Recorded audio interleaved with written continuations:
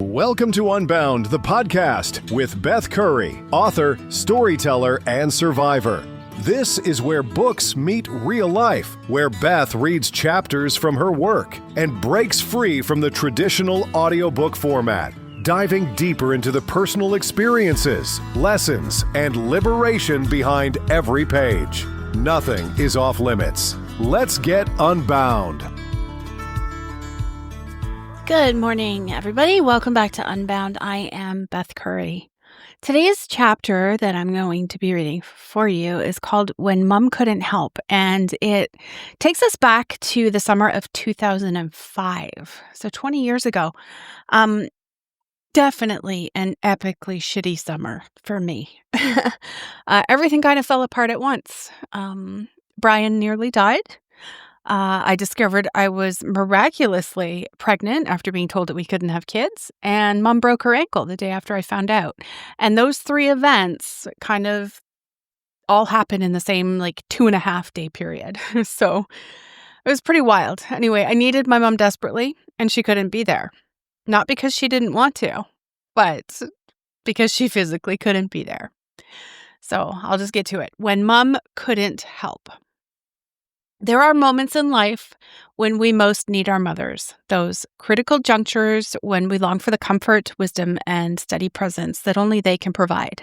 For me, the summer of 2005 became a chaotic mess of such moments, a time when I desperately needed my mother's guidance and support, yet found myself in the painful position of watching her struggle with her own crisis instead. The irony wasn't lost on me. Just a few years earlier, when Mom had undergone major surgery, I had been the one making regular drives from our home in Waterdown to help her, folding laundry, managing household tasks, and tending to her wound care. I remember the quiet rhythm of those visits, the role reversal that happens when a daughter becomes a caregiver to her mother. It was exhausting, but also strangely intimate, those hours spent in practical service, creating a different kind of closeness between us. Now, when my own life was unraveling, I found myself yearning for that steady mother presence, the one who'd always known what to say, what to do. But life rarely arranges itself according to our needs, and the summer of 2005 proved to be a masterclass in this painful truth. The groundwork for this difficult period had been laid a couple of years prior. In 2002, after nearly 6 years of marriage and trying to conceive, Brian and I had received devastating news. Parenthood wasn't in our future. This medical verdict reopened old wounds. I had lost a child many years before, leaving me adrift in a sea of grief with no clear shore in sight. We had processed this loss as best we could, trying to envision a life different from the one we'd planned. Then came July 2005, about a month after we'd returned from some time in Los Angeles. Brian began experiencing concerning symptoms, pain in his upper back that soon extended to his left chest and down his left arm. With his history of heart surgeries, any such symptom triggered immediate alarm. What followed were weeks of medical visits, inconclusive diagnoses, and mounting fear as his condition worsened rather than improved. I'd like to call my mom, I remember thinking countless times during those early weeks. Not because she could fix anything medically, but because mothers have a way of holding space for our fears while somehow making them more manageable. And she was great, wanting to be there as she always could be, praying for us and with us, encouraging us, loving on us, always available. Then came August 4th, a date permanently etched in my memory. Despite being told it was impossible, I discovered I was pregnant. This miracle, because that's truly what it was, arrived wrapped in the most complicated packaging imaginable. Instead of the unreserved celebration such news deserved, I found myself caught in an emotional tornado. Joy tangled with terror as I worried about Brian's increasingly serious health concerns. And then, just one day later, on August 5th, the phone rang at 7:30 in the morning, jolting us from sleep. Brian answered, and I heard only his side. "Oh no, do you want me to call 911? It was Mom. She had fallen while getting ready for work, severely breaking her ankle. As Brian handed me the phone, I heard her crying, a sound so rare it immediately multiplied my concern. Mom didn't cry easily. Whatever had happened was serious. I threw on clothes and raced across town, trying and eventually succeeding in reaching my father at work. When I arrived at their house, I found Mom on the bathroom floor, having dragged herself around using her good leg to push. The ankle was visibly damaged, clearly broken, though thankfully not a compound fracture. "I was just brushing my teeth," she explained through pain-tightened words. Turned to get something from above the toilet. My foot slipped, my ankle popped out, and I buckled. The paramedics arrived shortly after my dad, and we watched helplessly as they loaded her into the ambulance. Later that day came the diagnosis, a severe break requiring immediate surgery, followed by several weeks off work and 4 to 6 months recovery period. In a cruel twist of timing, Mom's surgery and subsequent bed-bound recovery at home coincided exactly with the period when I needed her support. I was newly pregnant, a high-risk pregnancy given my medical history, and simultaneously watching Brian's health deteriorate in frightening ways. During this time, his symptoms had progressed to include voice changes, and an X-ray had revealed something questionable in his throat. Words like lymphoma and aneurysm were now part of our daily vocabulary, and my nights were haunted by worst-case scenarios my mind couldn't stop generating. My new fear is my diet, I wrote in my journal during this time. I'm hungry all the time. I'm petrified of gaining weight. Being big already, I'm not allowed to gain more than 15 to 20 pounds. These concerns about weight gain seem almost trivial in retrospect, but they represented something deeper, my desperate need for control in a situation where everything felt dangerously beyond my grasp. Food was something I could manage when Brian's health, my mother's recovery, and even the stability of this pregnancy seemed to exist in a realm beyond my influence. The following weeks unfolded with brutal intensity. Brian's condition was eventually diagnosed as an aortic dissection, the same condition that had killed actor John Ritter. The mass identified earlier was actually an aneurysm, and the news came with terrifying statistics. If it ruptured before surgery, his survival chances dropped to 50%.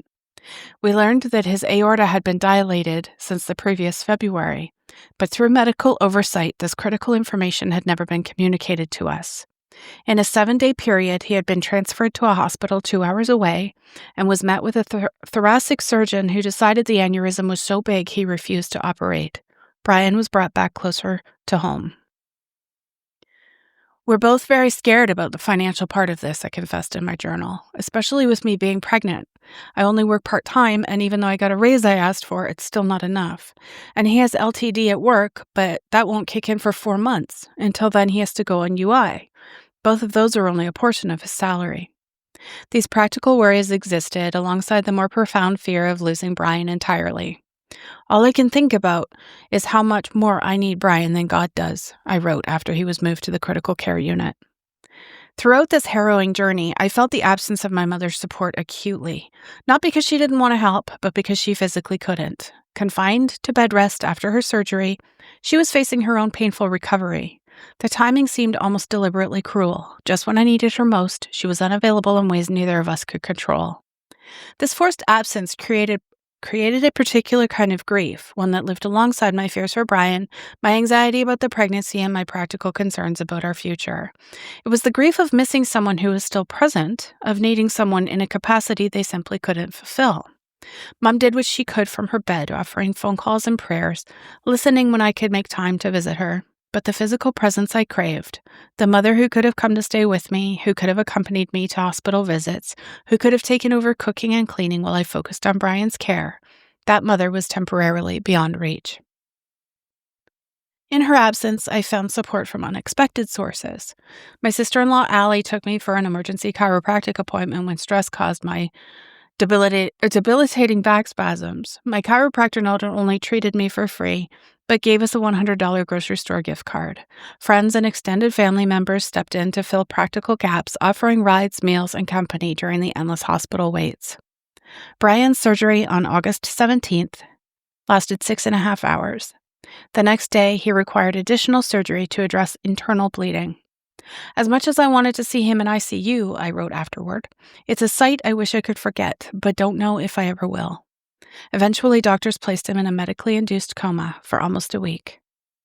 Against considerable odds, Brian recovered. He was released from the hospital in mid-September, and the pregnancy continued successfully despite the extreme stress. Months later, our son Crew was born, the miracle child we'd been told we couldn't have. Looking back on that tumultuous summer, I'm struck by the complexity of needing someone who wants to be there for you but can't. Mom and I never discussed it explicitly at the time, both of us too consumed by our respective crises to meta-analyze our changing relationship. But I know she felt the absence as keenly as I did. Being unable to support your child through difficulty creates its own unique form of maternal suffering, and I couldn't support her very well either. What I couldn't fully appreciate then, but understand now as I navigate Mom's cognitive decline, is how those experiences prepared me for our current reality. Once again, I find myself needing a version of my mother that isn't accessible, though for very different reasons. Like in that summer of 2005, I must find ways to move forward without the specific kind of support I most crave. The parallel isn't exact, of course. Mom's broken ankle healed. Dementia offers no such resolution. But the emotional skill set I developed then, finding strength in absence, building support networks beyond my mother, learning to parent myself in new ways, serves me now as I face her cognitive changes. Perhaps the most powerful lesson from that time was learning that love persists even when traditional expressions of it become impossible. Mom couldn't physically care for me during my 2005 crisis, but her love remained constant, finding alternative expressions within her limitations. Similarly, though dementia has altered how Mom can show love now, the essential bond between us endures. In relationships shaped by caregiving, whether parent to child to parent, or spouse to spouse, there inevitably comes a time when the flow of care must change direction. Sometimes this happens gradually over decades. Sometimes, as in our case, it occurs in sudden, unexpected reversals. But underneath these shifts, the foundation of love remains, adapting and finding new channels of expression when old ones become blocked. That terrible, wonderful summer taught me that sometimes the greatest act of love is accepting what another person cannot give, rather than demanding the impossible. Mom couldn't be my active caregiver then, just as she cannot be my wise advisor now. But in both cases, what matters most, our connection, our shared history, the love that transcends practical expressions, remains intact. And in that essential truth, I find a measure of peace. When I look back on that summer, what stands out most isn't just the chaos or the fear. It's that aching space where I needed my mom and she just couldn't be there, in the ways that she had always been before. I think a lot of us have been in that position at some point, wanting someone who's kind of always been our rock, our grounding force, and finding that for reasons out of anyone's control, they just can't, step into that role this time. There's a really specific kind of grief in that, I think. It's not the grief of losing someone entirely, but losing access to the part of them that you've kind of always relied on. And like I've said before, and I will say again, and I've said that before, and I will say it again, psychologists sometimes call that ambiguous loss. So, when the person is still here, but their role in your life changes, whether because of illness or distance, or in my case, overlapping situations. It's disorienting because, the love is still there, but the comfort feels out of reach. So it's kind of a mind fuck, like it's weird how that, you can't make sense of it. Like it's weird. What that summer taught me though was something that I probably couldn't have learned any other way. And that sometimes, that love isn't expressed through action or presence. It's an endurance. It's in knowing that even when someone can't show up for you the way that they want to, their love is still there under all of that. And, and it will be there and it will always be there. Like it's a, you know that maybe right then it's not happening, but it doesn't mean it's gone forever.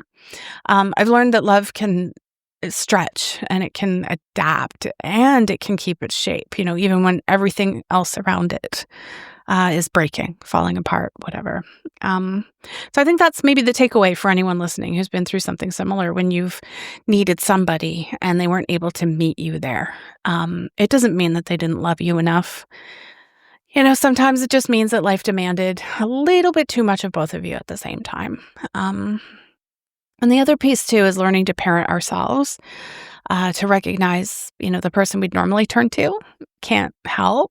We kind of have to become, like, even if it's just temporary, the one who studies ourselves. That doesn't mean, being stoic or pretending that we don't need anyone. It means learning to find comfort in different places, like in your friends or in your faith, in your community, or even just in your own resilience.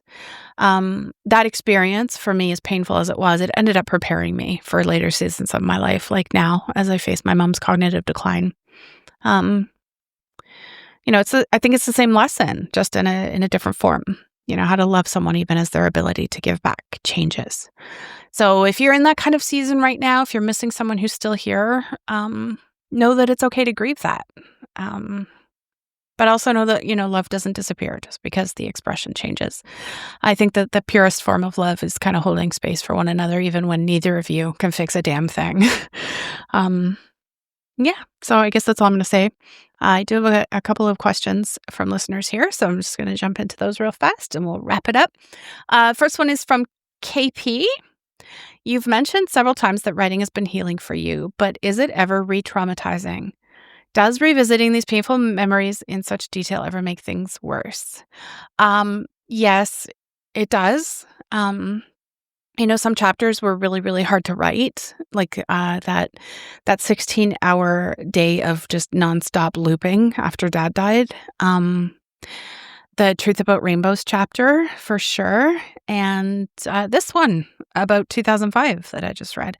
There's days where I have to stop writing because I'm maybe crying too hard or just too burnt out, days when kind of revisiting that trauma feels like living it all over again.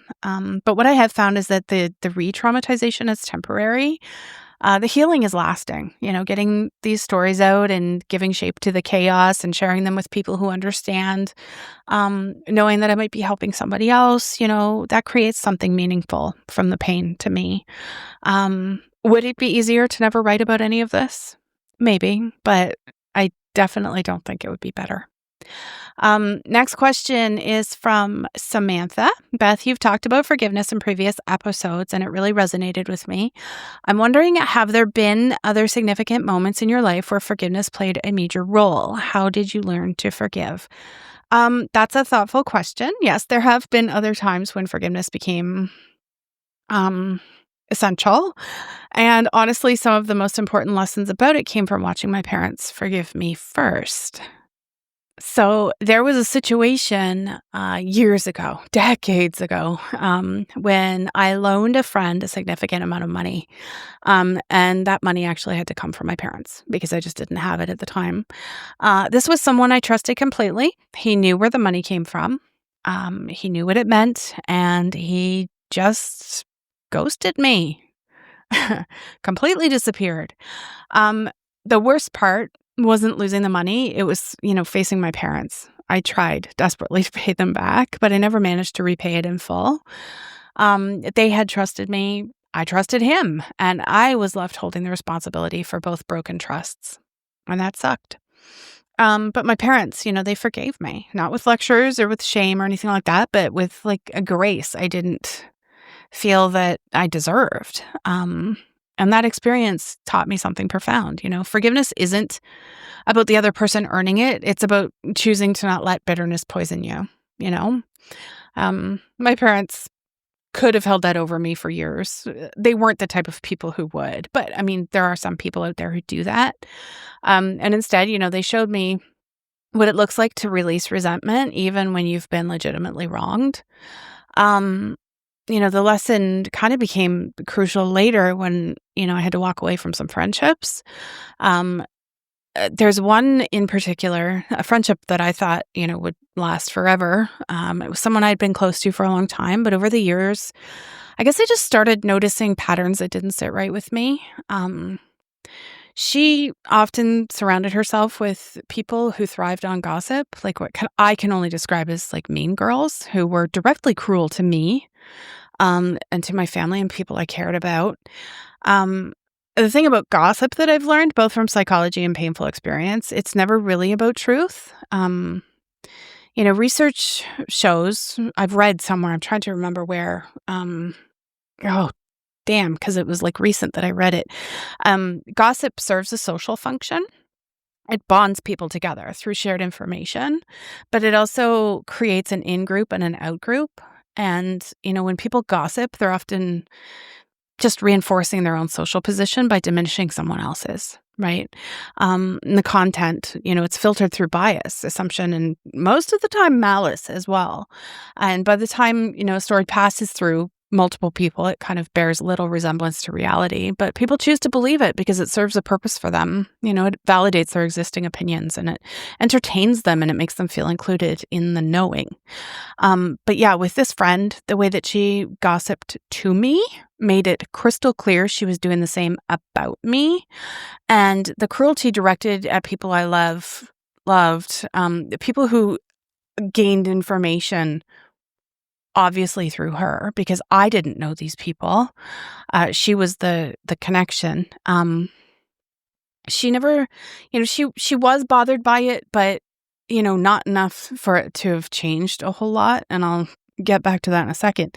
But I just realized, our definitions of true friendship looked completely different because I don't know, walking away from that friendship, it was hard. She hurt me, she hurt my family, she hurt people I cared deeply about. And I've since learned, and this is what I was alluding to, she's continued those friendships with the same crowd. She may have taken a little bit of a break there, but she's back at it. And you know what? That's absolutely her right. I genuinely hope that if those relationships haven't evolved into something healthier, that everyone involved feels at peace with how they treat each other and other people. But, it's no longer my business. If me and my circles are part of their gossip sessions, I don't care. I simply don't care. I know my truth, and I know the truths of the incredible humans that I surround myself with. And we don't partake in that stuff. But yeah, forgiving her didn't mean pretending that the hurt didn't happen or that her behavior was acceptable. It meant choosing not to carry this weight of that betrayal into my future. It meant accepting that some people will never see situations the way that you do, and that's okay. You don't need their validation to know your own truth. And, in my book, The Weight of Truth, it's coming up 2026, and I will be doing a podcast, season 3. Just losing all my numbers here. Season 3 will be about it. There's a huge portion about forgiveness in there, and it'll all make sense. That was the first time I ever chose to really, really forgive somebody who really, really, really fucked me up. Anyway, the forgiveness that my parents showed me when I made that costly mistake with the loan, that became my template. They taught me that cliche, another word I couldn't think of, that holding on to resentment is kind of like drinking poison and expecting the other person to get sick. You can forgive somebody and still maintain boundaries. You can release that bitterness while acknowledging real harm was done. And in that case, real harm was done, for sure. And forgiveness, too, I've learned it's not a one-time event. It's a practice. And I'll talk about this a lot down the road. And again, like I said, in season 3 of my show, some days are easier than others. Some wounds need to be forgiven again and again until those super sharp edges kind of smooth themselves out, right? But every time I choose forgiveness over resentment, I'm honoring what my parents taught me during one of my biggest failures. And that's that grace is stronger than grudges. And I would say that freedom comes from letting go. So thank you, Samantha, for your question. Very long answer for you. Next episode, I'm going to continue with more chapters. And if you have any questions, you can send them to unboundwithbethcurry@gmail.com or join the Facebook group. If you want to support the show, ko-fi.com/Unbound podcast. Everything's in the show notes. Thank you so much for being here. I will see you in the next episode. Thanks for listening to Unbound with Beth Curry. Join the conversation in the Facebook group or visit authorbethcurry.com. Want to support the show? Head to ko-fi.com/Unbound podcast. Until next time, stay unbound.